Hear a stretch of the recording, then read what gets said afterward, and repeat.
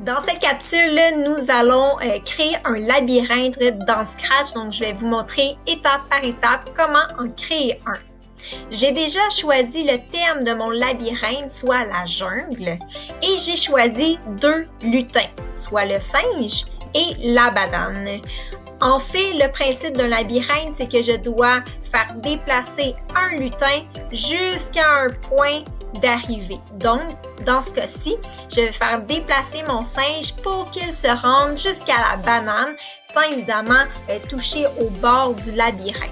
Je n'ai pas encore dessiné mon labyrinthe, on va voir ça bientôt. J'ai aussi mis le code qui va permettre à mon singe de se déplacer. Donc, pour le labyrinthe, je vais faire déplacer mon singe avec les flèches du clavier. J'ai expliqué ce moyen de programmer pour déplacer un lutin dans la 2e capsule de la formation Scratch. Rapidement, pour faire un rappel, donc quand le drapeau vert est cliqué, j'ai ajouté 4 conditions, des si alors. Alors, si je touche la flèche de haut, alors je demande à mon lutin d'ajouter 10 à Y. On se rappelle que une scène, un tableau dans Scratch, c'est comme un plan cartésien. Il y a 2 axes. L'axe horizontal, qui est l'axe des X, et l'axe vertical, qui est l'axe des Y. Donc, l'axe horizontal, l'axe des X, c'est lorsque je vais aller à droite et à gauche. Mais pour monter ou descendre, ça va être sur l'axe vertical, donc l'axe des Y. Vu que je vais aller en bas, lorsque je touche la flèche de bas, je vais ajouter moins 10 à Y. Donc, le signe négatif, ça va faire en sorte que je vais descendre parce que je n'ai pas un bloc qui s'appelle reculer ou descendre. J'ai seulement le bloc ajouter. Même chose, si je touche la flèche de gauche, j'ajoute moins 10 à X. Donc, on s'en va dans le négatif lorsqu'on va vers la gauche.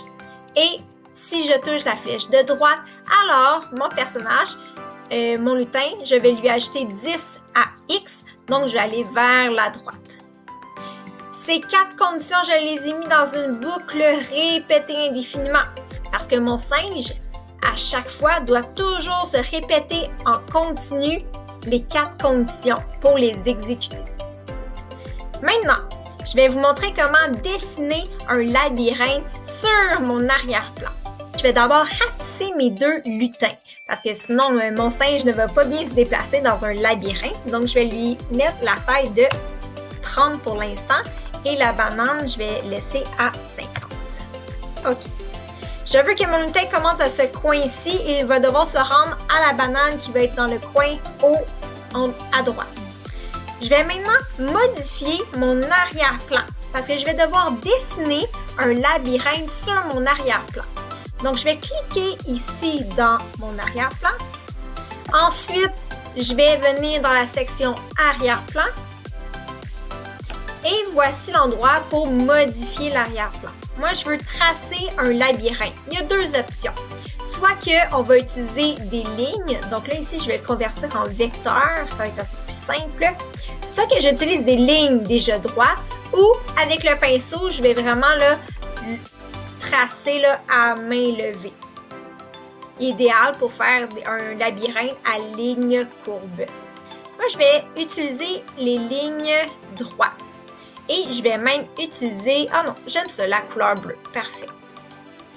Donc, je vais tracer mon labyrinthe. Ah, pourquoi c'est pas bleu? Ah, c'est parce que c'est ici, je dois sélectionner le contour. OK, comme ça. Le chiffre 7, en fait, c'est l'épaisseur. Je peux mettre moins épais la ligne ou plus épaisse. Je vais laisser, je vais mettre ça à 10. On va voir qu'est-ce que ça va faire.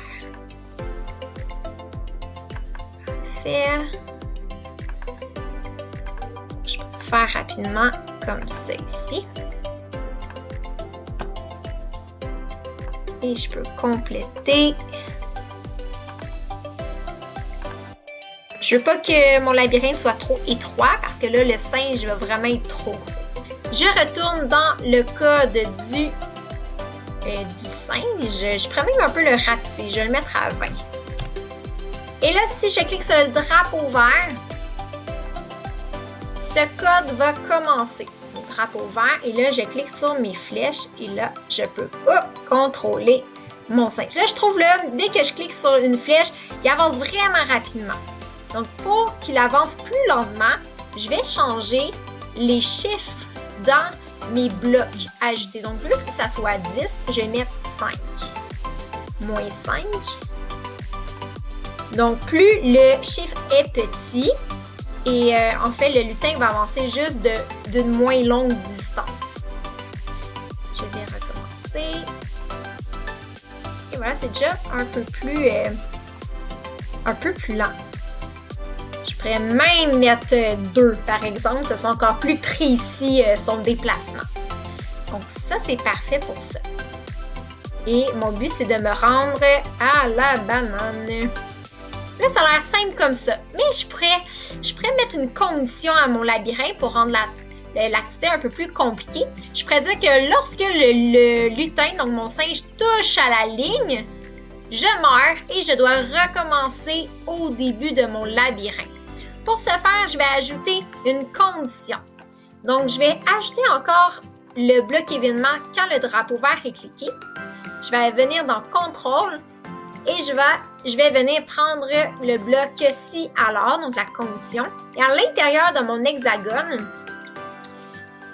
ici, je vais prendre couleur touchée. Donc, si la couleur est touchée, mais là, c'est pas le rose. Donc, je vais cliquer sur la couleur rose. Je vais venir sélectionner la petite vignette ici.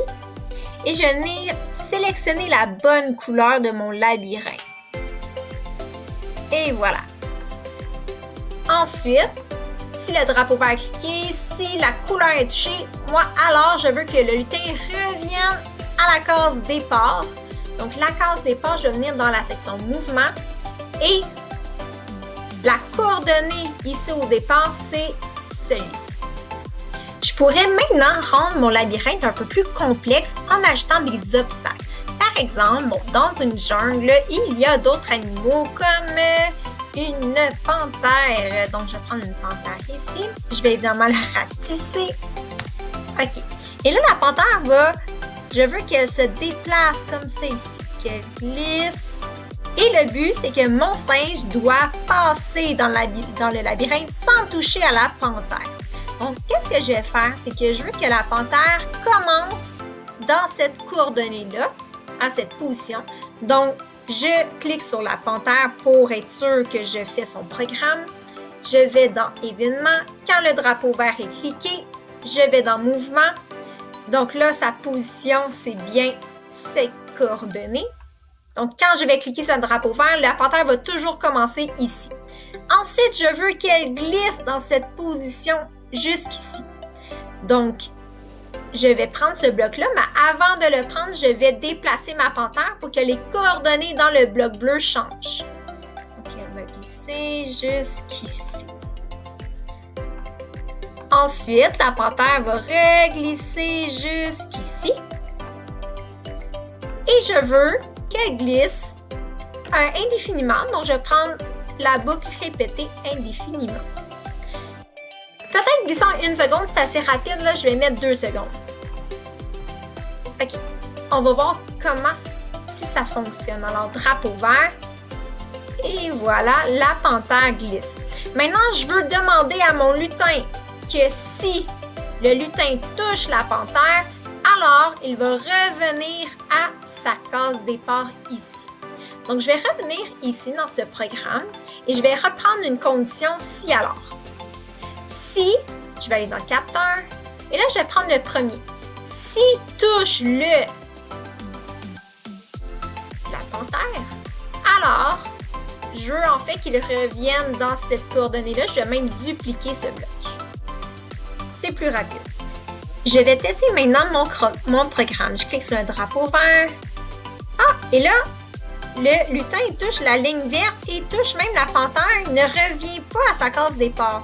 La raison, c'est parce que il ne se pose pas en tout temps la question s'il touche à la couleur verte. Il ne se pose pas toujours la question s'il touche la panthère. En ce moment, il se pose la question une seule fois. Donc, s'il se pose la question maintenant, et là que je touche la ligne verte, il ne se pose plus la question, donc il ne va pas revenir à sa case départ. Je dois donc mettre ces deux conditions dans une boucle répétée indéfiniment. C'est super important. Maintenant, on va réessayer. Et voilà, je touche la ligne. Et là, je vais essayer de toucher la panthère. Et je reviens aussi à la case départ. Maintenant, je veux rendre mon labyrinthe un peu plus complexe en ajoutant un nombre de vies. Donc, ce que je veux faire, c'est que chaque fois que mon lutin va toucher la panthère ou le contour de mon labyrinthe, il va perdre une vie. Je vais commencer par un total de 5 vies. Et si mon singe n'a plus de vie, malheureusement, la partie est terminée. Pour ce faire, je vais utiliser une variable. Ici, sur le côté, variable, et je vais créer une variable que je vais appeler vie. Avant de continuer, pour vous expliquer rapidement qu'est-ce qu'une variable, imaginons que c'est une boîte dans laquelle on peut y mettre ce qu'on veut. Ici, je vais mettre le nombre 5 par exemple. Et on peut changer ce qui est à l'intérieur de cette boîte-là. Si je dis par exemple boîte plus 2, donc ajouter 2 à ma boîte, et bien maintenant ma variable va être rendue 7 à l'intérieur. Donc je peux augmenter ce qu'il y a dans la boîte, je peux même diminuer ici. La meilleure chose à faire, c'est de nommer la variable avec son utilité. À quoi qu'elle va servir dans mon programme? Eh bien, ici, c'est les vies. Il faut être précis parce que dans un programme, je pourrais utiliser plusieurs variables. Donc, il ne faut pas me mélanger. C'est important de bien décrire un mot qui est vraiment en lien avec son utilité. OK. Alors, ma variable apparaît maintenant dans le coin gauche de ma scène. Mais en ce moment, la variable est à 0. Moi, je veux la mettre à 5. Donc, quand je clique sur le drapeau vert, je veux que le nombre de vies soit à 5. Alors, je vais utiliser le bloc « Mettre ma variable à un nombre » que je vais mettre tout de suite après l'événement. Et je vais sélectionner ma variable qui est « vie ». C'est celui-là avec le V majuscule. Et je vais mettre 5 ici. Ensuite, si le lutin, donc mon singe, touche la couleur turquoise, alors il revient à sa case départ, mais aussi je veux qu'il perde une vie. Alors, je vais prendre le bloc « Ajouter un nombre à ma variable ». Je ne vais pas mettre 1 parce que je ne veux pas qu'il gagne une vie, mais je veux qu'il perde une vie, donc je vais mettre moins 1. Et je vais sélectionner la bonne variable. Si le lutin touche la panthère, même chose, il revient à la case départ, mais il va perdre aussi un point. Je pourrais décider aussi que la panthère enlève plus de vie, puis ça pourrait être moins 2. Mais pour l'instant, je vais laisser à moins 1. On va essayer ça. J'ai cliqué sur mon drapeau vert, mon nombre de vie est maintenant à 5. Là, si je touche turquoise, la ligne turquoise, j'ai maintenant 4 vies. Si je touche la panthère, j'ai maintenant 3 vies. Et ainsi de suite. Je veux dire aussi à mon programme que lorsque le nombre de vies atteint 0, le jeu va s'arrêter. Donc, lorsque je vais perdre toutes mes vies. Pour ce faire, je vais venir ajouter une condition. Donc, le bloc si, alors que je vais venir glisser toujours dans la boucle répétée indéfiniment suite aux 2 autres conditions. Et là, je vais venir insérer un opérateur. Et ça va être celui-ci, l'hexagone, où on voit un espace blanc est égal à quelque chose. Que je vais venir insérer ici. Et là, je vais retourner dans variable et je vais venir chercher mon bloc vie. Il faut s'assurer que ça soit le même que celui-ci. Donc, si les vies est égal à 0, alors qu'est-ce qui va se passer? Je veux que tout s'arrête. Je vais venir dans contrôle et je vais prendre le bloc stop tout. Si je fais un petit test, donc là, je vais perdre mes 5 vies. Je vais faire exprès, là. Et voilà, je ne peux plus déplacer mon lutin. C'est terminé. La dernière chose que je veux vous expliquer, c'est qu'est-ce qui pourrait se passer lorsque mon singe va atteindre la banane. Il y a plusieurs choix. On pourrait tout simplement terminer le jeu, donc faire en sorte que tout s'arrête, ou on pourrait basculer vers un autre arrière-plan. Et dans ce nouvel arrière-plan, ça pourrait être un autre labyrinthe qui pourrait être plus complexe ou bien différent. Je vous ai fait un exemple. J'ai créé un autre labyrinthe. Évidemment, je ne l'ai pas terminé, mais ce labyrinthe est courbe. et ça fait différent. Donc, vous pourriez faire plusieurs labyrinthes, un à la suite de l'autre. Et pour programmer tout ça, je vais retourner dans mon singe et à la suite de mon programme, je vais rajouter une autre condition, donc si alors. Alors, si je vais venir chercher un capteur et cette fois-ci, je vais venir prendre le premier. Si le singe touche la banane, alors qu'est-ce qui va se passer? Soit que vous prenez le bloc dans Apparence, basculez sur l'arrière-plan Savannah, qui s'appelle, ou bien dans Contrôle, on pourrait Stop tout. À vous de choisir. Alors maintenant, c'est à vous de créer vos propres labyrinthes. Allez-y, laissez aller votre imagination. Pensez à des thèmes différents que la jungle, mais surtout, n'hésitez pas à nous partager vos créations.